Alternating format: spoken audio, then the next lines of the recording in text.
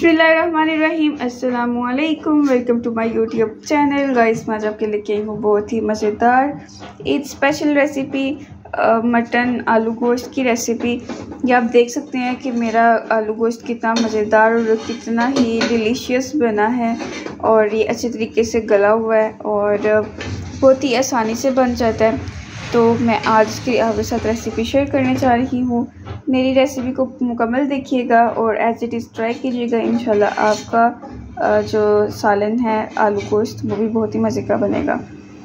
Recipe start करते हैं। तो गाइस आ जाते हैं हम अपने इंग्रेडिएंट्स की तरफ। ये मैंने मटन लिया और इसके साथ इसमें जाएगा ये 3 टमाटर हैं, हस्ब ज़रूरत लहसुन है और ये 2 प्याज हैं। ठीक है, हम अपनी रेसिपी स्टार्ट करते हैं। और आज मैं जो है नए कुकर के अंदर, आज मैं नए प्रेशर में जो है रेसिपी बनाने जा रही हूँ। मुझे देख के ज़रूर बताइएगा आपको मेरा प्रेशर कैसा लगा और इसकी प्राइस क्या होगी, ज़रूर गेस कीजिएगा और मुझे बताइएगा। और गाइस चूँकि ये ईद का गोश्त है मटन, तो ईद के गोश्त में लहसुन जो है हमेशा ज़्यादा डालते हैं, आम रूटीन से थोड़ा सा ज़्यादा डालते हैं। और ईद के गोश्त को पकाने से पहले इसकी ये ट्रिक किया कि इसको अच्छे तरीके से साफ़ करें, इसकी चर्बी उतारें, फिर ना तो इसको स्मेल आती है क्योंकि बहुत सारे लोग तो कुर्बानी का गोश्त इसलिए नहीं खाते कि हमें इसमें से स्मेल आती है। तो इसकी स्मेल ख़त्म करने का यही तरीका है, आप इसके अंदर ज़रूरत से ज़्यादा थोड़ा सा लहसुन डालें जिसकी स्मेल को ख़त्म करेगा। और सेकंड थिंग इज़ दैट कि आप इसकी चर्बी अच्छे तरीके से, जैसे आप रूटीन में गोश्त को इस्तेमाल करते हैं, आप इसको वैसे ही इस्तेमाल करें। ठीक है, तो अब रेसिपी ये है कि हम जो सारा मटन है अपने कुकर में ऐड कर देंगे। ठीक है, और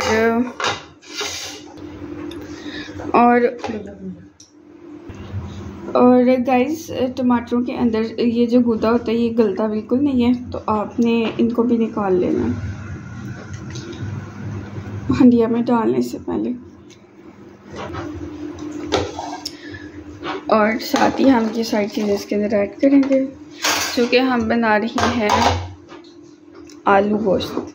ठीक है, मटन आलू गोश्त। तो अब मैं इसके अंदर जो है बाकी के स्पाइसेस ऐड करूँगी। इसमें जाएगा 1 चम्मच भरकर लाल मिर्च, बल्कि थोड़ी सी ज़्यादा क्योंकि मटन ज़्यादा है। तो गाइस कुर्बानी की गोश्त की ख़ास बात ये भी होती है कि गल बहुत जल्दी जाता है। ठीक है, तो इसमें जो है हम पानी भी नॉर्मल रूटीन से थोड़ा सा कम डालते हैं। तो इसमें डालेंगे हम 1 चम्मच नमक, साथ ही हम इसमें ऐड करेंगे 1 टेबलस्पून हल्दी। ठीक है, और इसके अंदर जो है हम ज़्यादा पानी नहीं डालेंगे, जैसे मैंने भी आपको बताया ये आधा ग्लास है पानी का, वो इस सारे के लिए ही काफ़ी है। ठीक है, और इसके अंदर जो है हम हस्ब ज़रूरत घी जो है ऐड करेंगे। घी, कुछ लोग घी खाते हैं, कुछ लोग ऑयल यूज़ करते हैं। आप जो भी यूज़ करते हैं आप वो इसके अंदर डाल दें। जब गोश्त को पकाते हुए हम उसके अंदर ये सब चीज़ें ऐड करते हैं तो उससे भी इसकी स्मेल जो है काफ़ी हद तक कम होती है। तो आप भी सेम इसी तरह मेरी रेसिपी को ट्राई कीजिएगा, इंशाल्लाह आपको बहुत मज़ा आएगा। तो अब हम इसको लगा देते हैं वेट पर। ठीक है गाइस, अब हम इससे वेट लगाएंगे तकरीबन 10 से 15 मिनट का। ये देखें गाइस, अब हम इसके अच्छे तरीके से बुनाई करेंगे, फिर हम इसके अंदर बाकी चीज़ें डालेंगे। और गोश्त को कभी भी बहुत ज़्यादा हिलाते नहीं है, ये तो मैं आपको हिला के दिखा रही हूँ बस, नहीं तो ये हड्डियों से अलग हो जाता है। ये आप माशाल्लाह से इसकी लुक देख सकते हैं। और गोश्त की स्मेल ख़त्म करने का भी सबसे अच्छा तरीका यही होता है कि आप उसको अच्छे तरीके से भूनें। जब आप उसको भूनते हैं, ये कुछ ट्रिक्स होती हैं अच्छा जायकेदार और मज़ेदार गोश्त बनाने की, कि आप उसको ना अच्छे तरीके से भूनें, उसमें लहसुन अच्छे तरीके से डालें, उसमें जो मसाले की चीज़ें हैं वो आप उसमें अच्छी ऐड करें। ठीक है, जैसे जैसे ये भुनेगा और जो हम चूँकि बना रहे हैं आलू गोश्त, तो उसके लिए मैंने 4 आलू काट के रखे हैं और वो मैं आपके सामने काटी, क्योंकि आलू गोश्त में आलू जो हैं वो थोड़े से नॉर्मल साइज़ से थोड़े से बड़े काटे जाते हैं ताकि वो प्रोमिनेंट होते हैं, आलू फिर टूटते नहीं हैं। और टूटे हुए आलू जो है वो हंडिया में अच्छे नहीं लगते। तो यहाँ पर लग रहा है कि थोड़ा सा गोश्त में जो है घी कम है, तो मैं इसके अंदर ऐड करूँगी। इसमें हम थोड़ा सा और ऐड करेंगे और इसको अच्छी तरीके से भूनेंगे। और दूसरी तरफ गाइस ये देखिए मैंने अब जो है 4 आलू लिए हैं, इनके जो मैं पीस करूँगी। ये देखिए हम इसके कितने साइज़ कर रहे हैं। ये देखिए हम इसके ना नॉर्मल साइज़ बना रहे हैं। ये जब हम हंडिया में डालते हैं तो ये फिर टूटते नहीं हैं, इसलिए थोड़ा सा बड़ा साइज़ इसका रखते हैं।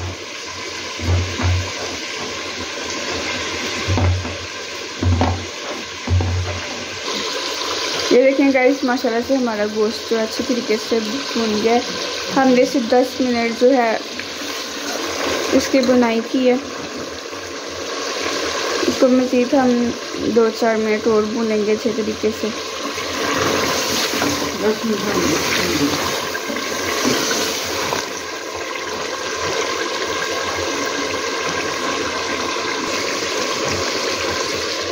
अब हम इसके अंदर जो है आलू ऐड करेंगे। आलू ऐड करने के बाद भी हम इसको तकरीबन 5 मिनट भूनेंगे अच्छे तरीके से।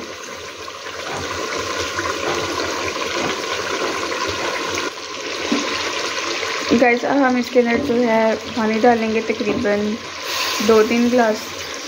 और इसका जो प्रॉपर टाइम ये है कि हमने आलू डालने से पहले 10 मिनट इसको भुना गोश्त को, और आलू डाल के 10 मिनट मैंने बनाया। तकरीबन इसको मैंने 20 मिनट इसका बुनाई किया अच्छे तरीके के साथ। अब मैं इसके अंदर पानी डाल के इसको 2 से 4 मिनट का वेट लगाऊंगी सिर्फ, ताकि हमारे आलू अच्छी तरीके से गल जाएं और गोश्त हमारा गला हुआ है। तो फिर मैं आपको इसकी फ़ाइनल लुक दिखाती हूँ। बहुत ही आसान रेसिपी गाइस। मैंने अब वेट चलने के बाद सिर्फ 2 मिनट जो है सीटी चलने के सिर्फ 2 मिनट के लिए मैंने इसको वेट लगाया। और ये आप माशाल्लाह से देख सकते हैं आलू और गोश्त वो अच्छे तरीके से जो है वो मिक्स हो जाता है। तो अब हम इसके अंदर ऐड करेंगे गरम मसाला। ठीक है, हमारी हंडिया तैयार है बगैर किसी भी मुशक्क़त के। और इसमें हम 1 चम्मच डालेंगे।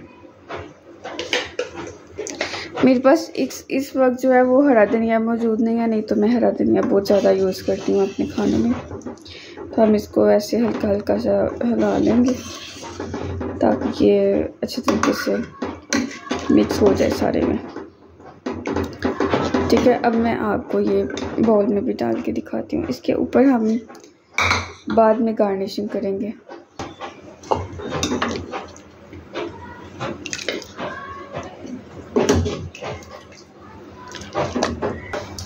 ये देखें गाइस हमारा आलू गोश्त जो है वो रेडी है। आप इसकी लुक देख सकते हैं कितना मज़ेदार बना है।